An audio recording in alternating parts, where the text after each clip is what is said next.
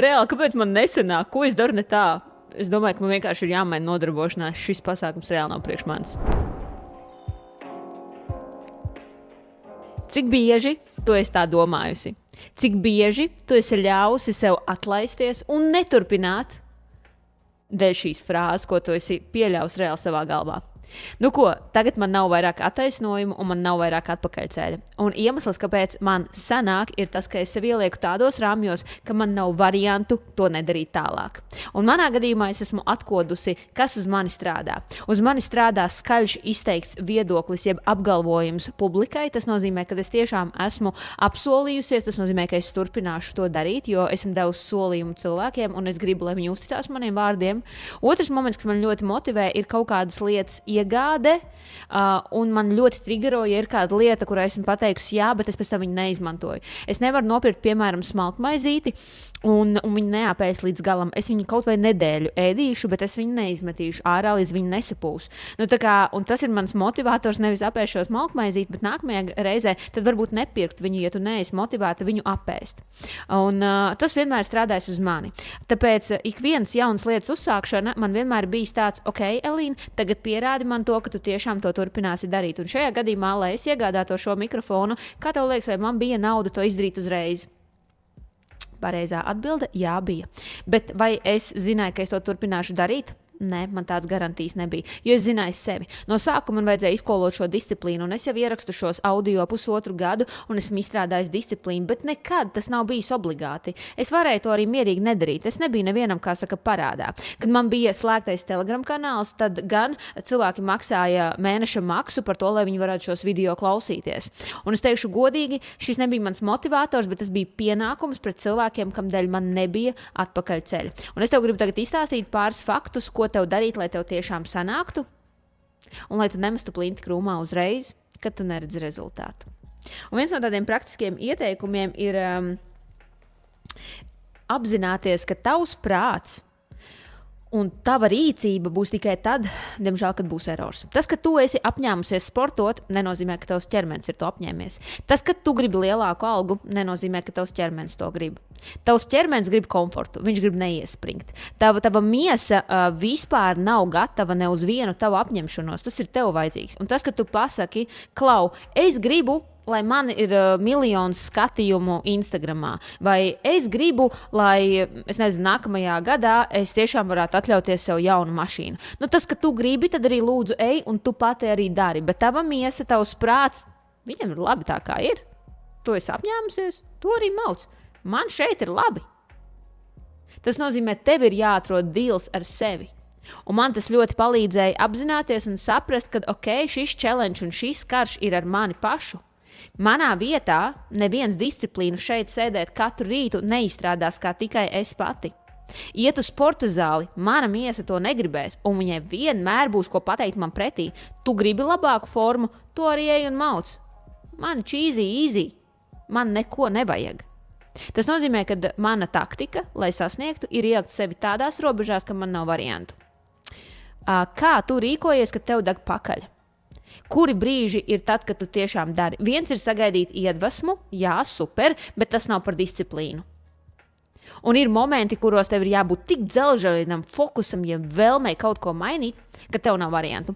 Un zini, iemesls, kamdēļ es sāku strādāt gudrāk, jeb iemesls, kamdēļ es paņēmu šo Lindy House un parakstīju līgumu, ka es šeit nāku iekšā, zinādam, ka rēķins būs, 3 reizes lielāks nekā mums ir parasti. Jā, tagad mēs to sapratām, bet, kad mēs parakstījām, mēs domājām, ka būs vienlīdz tikpat, cik mēs esam saskaitļojuši, bet tas nemaina faktu. Ir tas, kad es zināju, ka šis paraksts un šī apņemšanās un šis paziņojums arī publikai nozīmēs, ka man nav variantu, man būs jāstrādā gudrāk. Un nevis vairāk, bet gudrāk. Un tas bija mans mērķis, tas bija tas, ko es vēlējos. Un es zināju, ka tas būs milzīgs iemesls man ielikt tādā kārbiņā, ka man nav atpakaļceļa. Es tev iesaku, atrodi to, kas tev vismazāk patīk, challenge'o sevi un ieliec sevi tur, kur tev nav atpakaļceļa. Tad, kad es startēju Zino partnerībā, man bija iespēja startēt vai nu ar 300 eiro paku, jeb ar 300 eiro ieguldījumu produktos, vai arī pat 1000 eiro produktos. Un, zini, man tā uz to laiku nelikās liela nauda, bet es zināju, ka, ja es iestartēšu pat 1000 eiro, man būs mājās produkti pat 1000 eiro, es kustēšos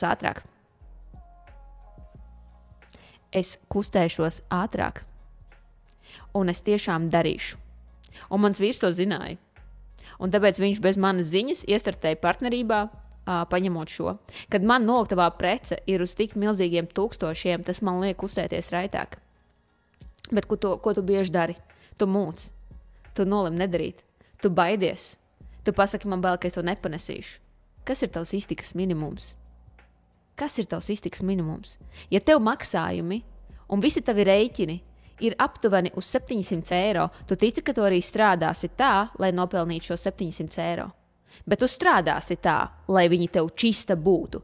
Tu vari sev kaut kādā mēnesī kādu jaunu drēbīti nenopirkt. Tu vari bišķītiņu nešikot ar restorāniem vai ar ēdienu veikalos. Tu vari bišķi pieticīgāk, bet tos 700 tu čista nopelnīsi. Tu zini, ka tev nav variantu, tev pat dzīvokli ir jāsamaksā. Ja es tev noliktu savā vietā un pateiktu, Klau, tu kaut vai apdirsies. Atvaino par tādu teicienu, tas ļoti ir nesmuki no manas mutes to dzirdēt, bet tu kaut vai apdirsies, bet 50 štukas tev ir jānopelna. Tev viņas ir jānopelna. Tas ir mans iztikas minimums. Jo man ir Lindija House, man ir kolēģi, man ir rēķini, un labi, 50 štukas tas ir diezgan maz, ir vajadzīgs vairāk. Un tev ir jābūt vēl brīviem līdzekļiem ap 100 000, lai tu varētu iepirkt preci. Halo! Tu dzirdi mani? Nemūc no rāmjiem, nemūc no jauniem izaicinājumiem un beidz mukt. Man patīkās, kā man kolēģi pateica, viņi saka, Elīna, es nevaru pamosties no rītiem. Es vienkārši nevaru, un es sev par to graužu, es tik ļoti to gribu, un es tev teikšu, Klau, bet ja tev katru rītu būtu darbs, uz kur tev ir jālido ar lidmašīnu, vai tu atļautos nokavēt reisu? Nē.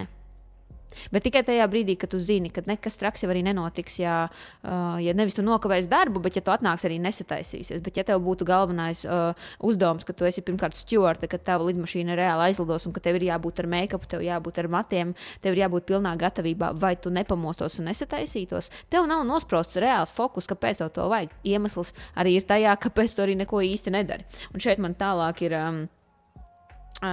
moments atmest smēķēšanu. Ziniet, kāpēc man visus 3 gadus nebija vēlme atmest smēķēšanu, jo man arī nebija tāds kodolīgs iemesls, kāpēc man viņu atmest. Kāpēc man viņu atmest? Es varēju atļauties sēdēt, mīļie, lasīt sinepju graudiņu un arī smēķēt. Un man negrauda sirdsapziņa. Tu iedomājies? Es tagad to saku, man reāli ir kauns par savu rīcību. Bet tajā brīdī man nebija motivācijas mest nost. Kāpēc? Pirmkārt, es to daru, neviens neredz. Otrkārt, man ir labi. Es daru daudz citas lietas ļoti labi. Kāpēc nevarētu smēķēt? Tā vispār nav smēķēšana, tā ir vienkārši garšiņas ievilkšana. Tā es sev attaisnoju. Un tikai tajā brīdī, kad sev nospraudu tik dzelženi, kāpēc man to nevajadzētu darīt, ka tas bija tik spēcīgi, ka es sev vilku rāmjos, ka man nav atpakaļceļa. Un viens no tiem trikiem bija pēc 20 dienām paziņot sekotājiem, kad es atmetu. Un tas bija man ļoti liels motivators nekad vairs neaiztikt to. Jo pateikt, ka tev pēc 4 mēnešu negribēsies, nē, joprojām ir reiz, kad gribās. Bet es zinu, ka es sev ieliku tādos rāmjos, ka man nav atpakaļceļa. Un vēl viens, tu nekad negribēsi sasniegt savu mērķi, savu jauno aizraušanos, ja tev tas neko nenozīmēs. Ja priekš tevis tas nebūs level up, tu nekad to nedarīsi. Priekš manis iemīlēt sportu, tas bija level up. Bet tas bija tikai tā iemesla dēļ, kad es redzēju, kad ir daudzi citi uzņēmēji cilvēki, kas nodarbojas ar lielām lietām, augstāk stāvoši cilvēki manā vispār draugu lokā, paziņu lokā. Es redzēju, ka viņiem sports ir numur 1, un skatoties uz viņiem, es sapratu, wow, Elīna, pamaini to fokusu, kāpēc tu to dari.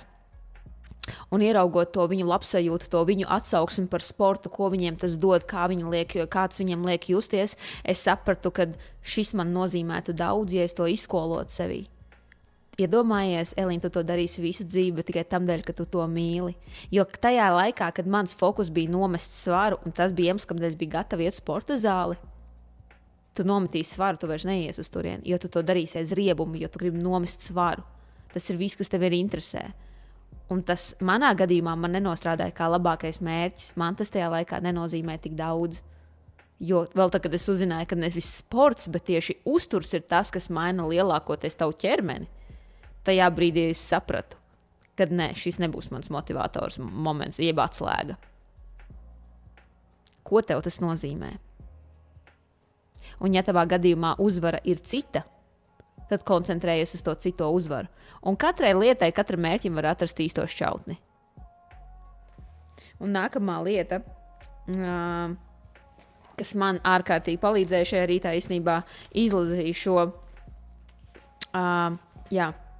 tie brīdī, ka tev liekas, ka tev ir grūti, un man tā ļoti, ļoti bieži ir bijis. Man bija ļoti grūti atmest smēķēšanu. Tas ir viens no tādiem piemēriem, man bija ārkārtīgi grūti.